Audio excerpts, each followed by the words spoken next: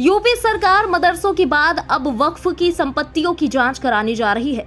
इस मामले पर अब ऑल इंडिया मजलिस-ए इत्तेहादुल मुस्लिमीन यानी AIMIM के अध्यक्ष असदुद्दीन ओवैसी ने यूपी सरकार के इस फैसले की आलोचना करते हुए विरोध जताया है। ओवैसी ने यूपी सरकार के इस फैसले पर शिया और सुन्नी वक्फ बोर्ड की चुप्पी पर भी तंज कसा। ओवैसी ने कहा कि सरकार केवल वक्फ संपत्तियों का सर्वेक्षण क्यों करा रही है, उन्हें हिंदू बंदोबस्ती बोर्ड की संपत्तियों की भी जांच करानी चाहिए। इसके अलावा उन्होंने मदरसों के सर्वे कराने को सरकार की साजिश करार दिया। ओवैसी ने यूपी सरकार पर अनुच्छेद 300 संपत्ति का अधिकार का उल्लंघन करने का आरोप लगाया।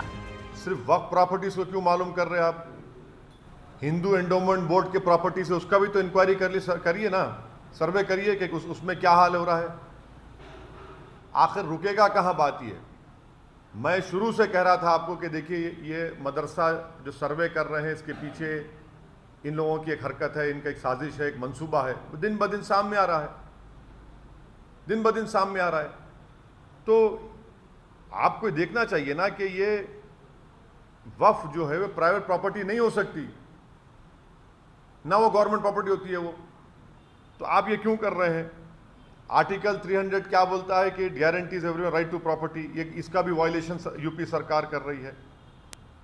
और अगर कोई इलीगल तरीके से उसको गवर्नमेंट प्रॉपर्टी को वक्फ प्रॉपर्टी रजिस्टर कर लिया है तो आप कोर्ट में केस लड़ी ना, जाके आप ट्राइब्यूनल में जाइए, आप जो सेक्शन 83 है वक्फ ट्राइब्यूनल में जाइए।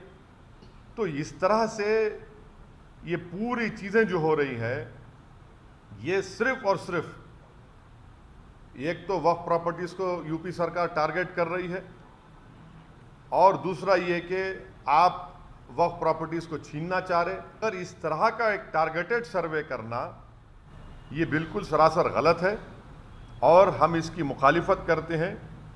तो ये सिस्टमैटिक टारगेटिंग हो रहा है मुसलमानों।